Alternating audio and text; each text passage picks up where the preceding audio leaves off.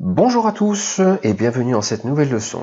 Parmi les derniers conseils que nous voulons vous donner, rappelons-nous des méthodologies de travail.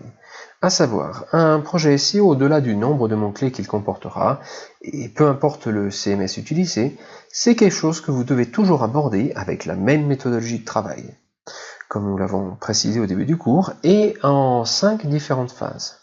La première phase restera toujours la plus belle et concerne la création des mots-clés et donc des stratégies. Une fois que vous avez terminé les stratégies, vous pourrez créer rapidement un projet SEO, même complexe, et toujours dans des temps très rapides.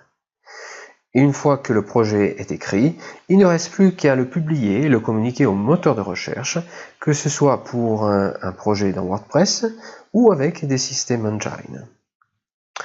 15 jours après la publication, rappelez-vous d'effectuer toujours une première analyse pour savoir si toutes les pages que vous avez utilisées ont été lues par les moteurs de recherche. Et avec ce résultat, il faudra effectuer un contrôle des mots-clés pour savoir s'ils sont positionnés sur la SERP.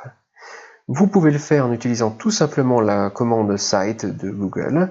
Et donc, si vous êtes dans un WordPress, il vous suffit d'ajouter site à l'URL de l'index. Avec un système engine, vous ajouterez en revanche site à l'URL du sous-domaine que vous utilisez pour votre projet SEO. Et ce premier contrôle, fait 15 jours après la publication, doit déjà avoir un retour positif. Si vos pages n'ont pas été lues par Google, alors il doit y avoir forcément un problème, et il faudra aller sur la Search Console pour comprendre le motif. Dans la dernière phase, vous devrez procéder à un contrôle périodique du trafic organique pour comprendre l'efficacité de votre campagne SEO.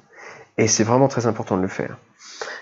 Vous avez appris dans ce cours que le principal objectif d'une campagne SEO est de créer des mots-clés capables d'intercepter des clients qui vous amèneront à des conversions et donc à des ventes sur le site. Vous avez aussi compris que le réel intérêt de ce travail, et en suivant l'analyse de votre trafic organique sur Google Analytics, est d'avoir un bas taux de rebond et donc un important taux d'arrêt sur le site. Et si c'est ce que nous observons, cela veut dire que le trafic, et donc les clients qui arrivent grâce à votre référencement naturel, trouvent par l'intermédiaire des mots-clés que vous avez utilisés les informations et les produits qu'ils cherchent, et donc ils ne s'en vont pas tout de suite du site, d'où un faible taux de rebond. Voilà, c'est tout pour cette leçon. Ce que nous venons de voir est donc une méthodologie très importante qui est à la base de tout et qu'il est important que vous appreniez.